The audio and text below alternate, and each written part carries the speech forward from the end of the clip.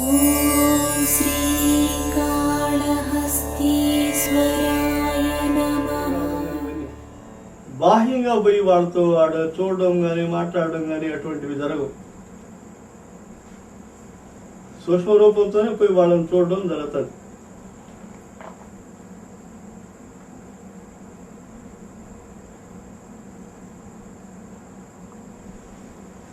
ఇది ఒక తెరచిన నోరు, అంటే మనిషి నోరు. అదేవిధంగా పులి నోరైనా ఇదే విధంగా తెరచబడి ఉంటుంది. అదేవిధంగా సింహం నోరైనా, పాము నోరైనా, గరుత్మంతుడు నోరైనా ఈ విధంగా తెరచబడి ఉంటుంది. తెరిస్తే దాని నాలుక ఈ విధంగా వస్తుంది బయటికి, ఒక పులి నాలుక. ఆ నాలుక మీద ఇటువంటి బంగారు ఇవి ఉంటాయి, మచ్చలు మచ్చలుగా. ఈ నాలుక మళ్ళీ లోపలికి పోతే ఈ త్రిభుజాకారం వస్తుంది. ఇదే కోణం, త్రికోణం. ఇది శ్రీ విద్యకు సంబంధించింది. మళ్ళీ ఇక్కడ ఈ కోణం మీద శివలింగం పాకం అవుతుంది. ఆ శివలింగం ఇద్దరుగా తయారవుతారు, శివుడు శక్తి. వాళ్ళిద్దరూ ఏంటంటే ఈయన్నే భోగిస్తారు.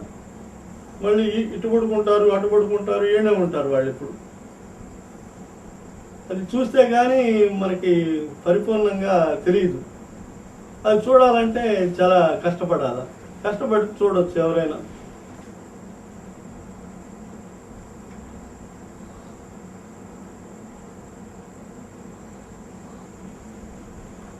ఇది గురుమండలం. ఆ మండలం ఎక్కువ స్పీడ్తో తిరుగుతుంది. మన సూక్ష్మ శరీరం అక్కడికి ఆ గట్టు కాడికి పోయి ఉంటుంది. ఆ లోపల తొంగి చూడడం జరుగుతుంది. లోపల ఈ బావిలో నీళ్లు ఉండవు, ఉట్టి మట్టి మాత్రమే ఉంటుంది, లోతైన బావి. ఇప్పుడు ఒక ఇద్దరు కూర్చొని ఉంటారు, 5 మంది ఇక్కడ హోమం జరుగుతుంటుంది. ఆ హోమంలో హోమ సముద్రం వేస్తూ ఉంటారు. వీళ్ళందరూ లైవ్గా ఉంటారు. అంతంత బొమ్మలు వేయడానికి ఇక్కడ కష్టం కాబట్టి గుర్తుగా వేశా. కానీ ఆ హోమంలో మండే మంట జ్వాలగా పైకి వస్తూ ఉంటుంది. మనము అది తొంగి చూస్తూనే ఉంటాం. మనం కూడా దగ్గర ఉన్నట్టే మెట్టు ఇది ఈ గట్టు మీద. ఇది గురుమండలం అంటే.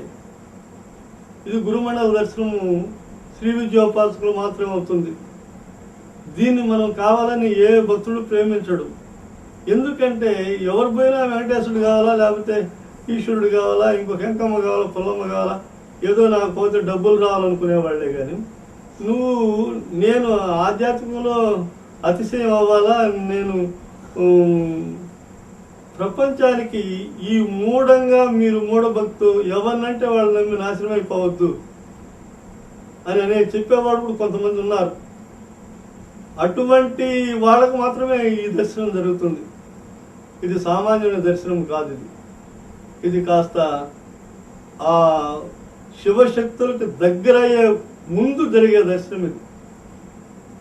ఇదే విధంగా శివ మండలం కూడా కనిపిస్తుంది. అదే శివుడు పార్వతి. అది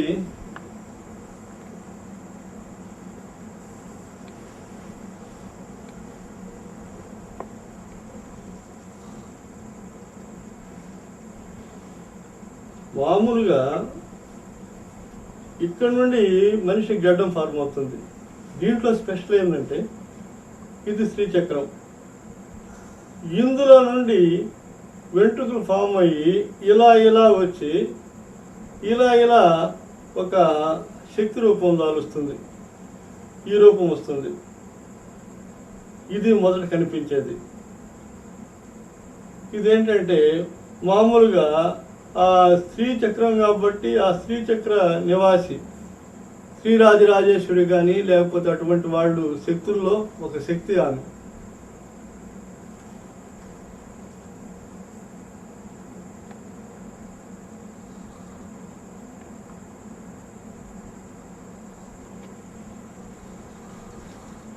ఇప్పుడు ఋషుల్లో బలమైన రూపంతో కూడా కనిపిస్తాడు శివుడు. ఇదేమో లైవ్ పాము. ఈయన బ్రతుకున్నాయనే ఆ వెంట్రుకలు ఇక్కడ దాకా ఉంటాయి. బాగా బలంగా పుష్టిగా కూడా ఉంటాడు ఈయన. ఈ విధంగా ఋషులు చాలామంది కనిపిస్తారు. ఋషిలోకమని వాళ్ళు ఇంకా చాలామంది నా దగ్గర ఉన్నారు. మళ్ళీ నెక్స్ట్ చూపిస్తా.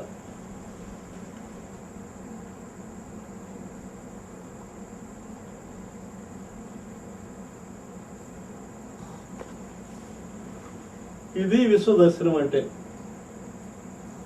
అనేక తలలు అంటే అనేక మంది గడ్డాలు మీసాలు అవి కాదు, ఇది లెక్క ప్రకారం.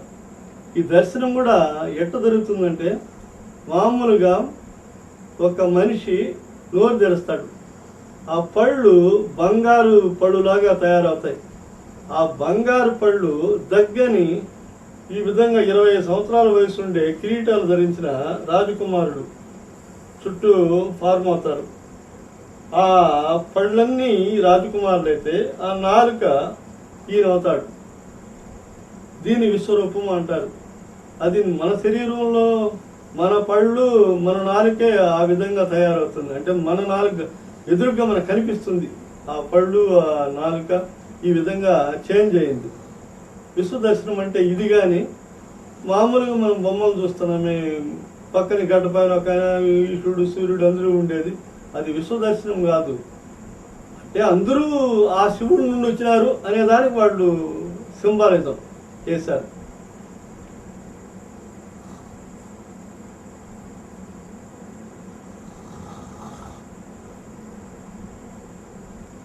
ఇది ఒక పాము కోడిగుడ్డు ఆకారంలో కనిపించింది, ఈ చుట్టుకొని లైవ్. ఆ పాము చుట్టలో ఒక చుట్ట ఏమిటంటే అట అలా గ్యాప్ వచ్చేటప్పటికి 2 కళ్ళు ఫార్మ్ అని, అంటే అందులో కూడా శివుడు ఉన్నాడు అని అర్థం.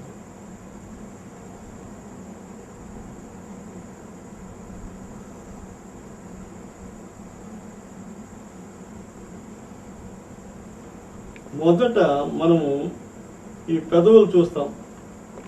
వెనకల పెదవులు వెనకలుండే శరీర కాంతి నల్లగా ఉంటుంది. ఆ పెదాల మీద ఇలాంటి ఒక బిందువు తిరుగుతూ ఉంటుంది, ఒక కాంతివంతమైన బిందువు. అది అలా అలా అలా ముడుచుకుంటుంది, ఒక ఎలుక నోరులాగా. అది ముందుకు వస్తుంది ఆ కాంతి పుంజం త్రికోణానికి. ఇది ఈలాగా ఫార్మ్ అవుతుంది. దీంట్లో ఆమె ట్రాన్స్పరెంట్గా ఉంది చూడండి. ఎందుకంటే ఇది ఈ విధంగా మారినప్పుడు ఆమె ఉంటుంది. మళ్ళీ కొంతసేపటికి మళ్ళీ ఆయన వస్తాడు దీంట్లోకి, మళ్ళీ శివలింగం అవుతుంది. అన్నిటికీ ఇదే. మళ్ళీ అది విడిపోయినప్పుడు వైబ్రేషను పలచబడిపోతుంది, చక్రం లాగా రింగులుగా. ఆ రింగులుగా అయినప్పుడు ఏంటంటే కింద ఉంటుంది, పైన చక్రాలుగా ఉంటాయి, కిరీటం ఉంటుంది. మళ్ళీ కిరీటం మీద నుండి పైకి ఫార్మ్ అవుతుంది ఇంకొకటి చక్రం. అది దాంట్లో ఏంటంటే ఆమె ఈమె కన్నా అనంత శక్తి అన్నమాట ఆమె ఉంటుంది, ఆ నుండి 7 దాకా. అంటే ఇవన్నీ శ్రీ విద్యా రహస్యాలని. ఇవి చెప్పినా అర్థం కావు. చెప్పాలనే ధోరణి ఎందుకు వచ్చిందంటే, ఎవరైనా తెలుసుకునే వాళ్ళని కనీసం తెలుసుకుంటారు అనే ఉద్దేశంతో చెప్పడమే, అంతే.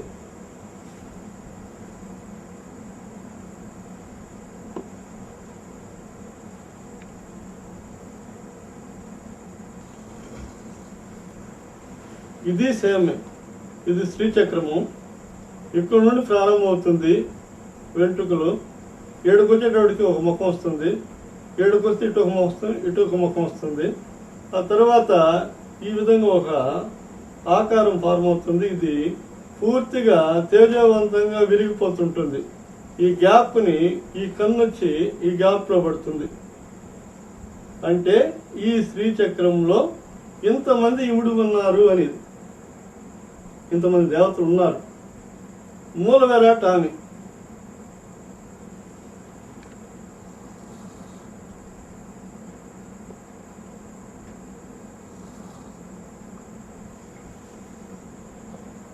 ఇది ఒక వైబ్రేషన్. మన ఆజ్ఞాచక్రంలో నుంచి ఒక వైబ్రేషన్ వస్తుంది. ఆ వైబ్రేషన్ ముందుకు పొంగ అక్కడ ఈ వైబ్రేషన్లో పోయే చినుకులు లాంటి తరంగాలు, అంటే ఆ మినుకుడు అనే తరంగాలు ఒక బాడీగా ఫార్మ్ అవుతుంది. ఈ ముఖం మొదట ఫార్మ్ అవుతుంది రౌండ్గా, తరువాత ఈ శరీరం అంతా ఫార్మ్ అవుతుంది. ఆ మినుకులు కొన్నేడు పడితే అది కిరీటంగా ఫార్మ్ అవుతుంది. ఈమె ఒక ఆడదేవత. ఈమె మన దేశంలో నేను ఎక్కడా ఇప్పుడు చూడలేదు. ఈమె ఎందుకు కనిపించిందో కూడా నాకు తెలియదు. విషయం ఏంటంటే ఈమె కూడా ఆ శివశక్తులలో ఐక్యమైన ఆమె అనేది నేను అనుకున్నాను. ఇది ఈ విధంగానే ఉంటుంది. చేతులు అవి కనిపించవు బయటికి, ఇదే కనిపిస్తుంది, ఆ వైబ్రేషన్ మాత్రమే కనిపిస్తుంది. అతి సౌందర్య రాశి, ఇటు ఉండదు, చూస్తే అదిరిపోతాం, అంత చక్కటి సౌందర్యం ఉంది.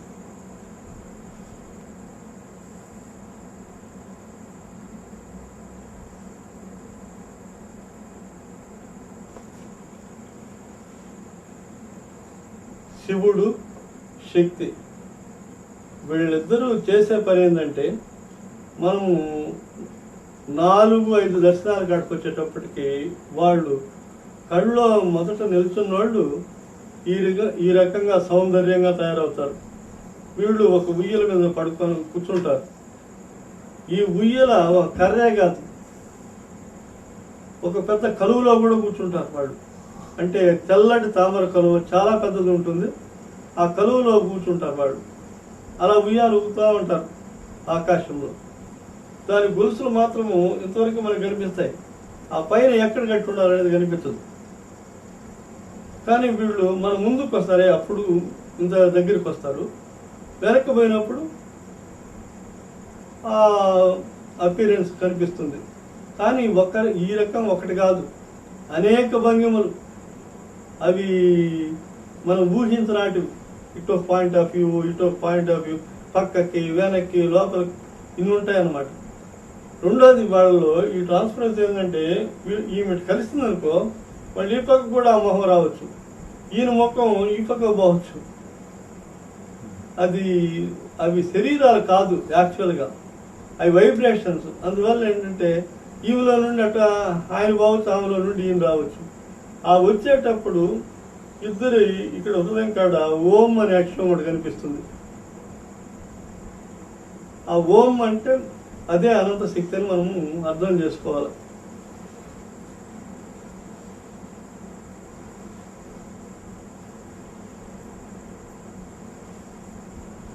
ఇతను 25 years ఓల్డ్ ఉన్న కుర్రాడు. ఇదంతా మానవ శరీరం లాగే ఉంటుంది, ఇదే విధమైన డ్రెస్, వెనక్కి కింద పంచ, కానీ మెడలో పాము బతుకుంటుంది. తల మాత్రం ఉండదు, తల ప్రకాశమే కనిపిస్తుంది. ఇక్కడ వేస్తున్నాను చూసారా, వైట్, ఈ పసుపు, కాషాయం, ఇది మాత్రమే కనిపిస్తుంది. దీని కొంతమంది రాహు, కేతువులు అని కూడా పేర్లు పెడతారు.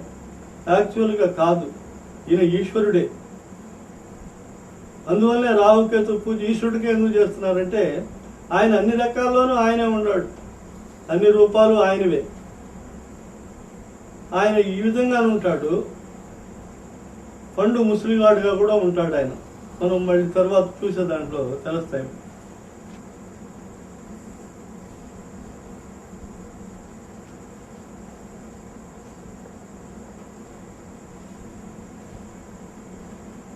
ట్వంటీ 22 years ఒక ఆడ మగ వస్తూ ఉంటారు.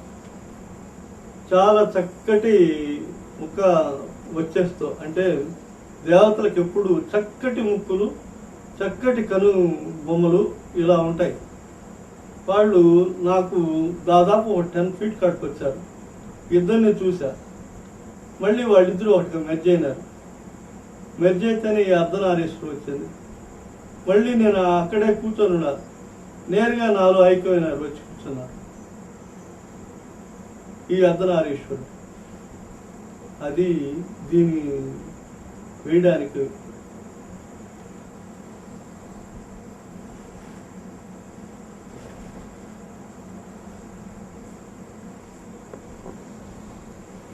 ఈయన కూడా శ్రీ చక్రోపాసకులకి దర్శనమిస్తాడు. ఎందుకంటే నేను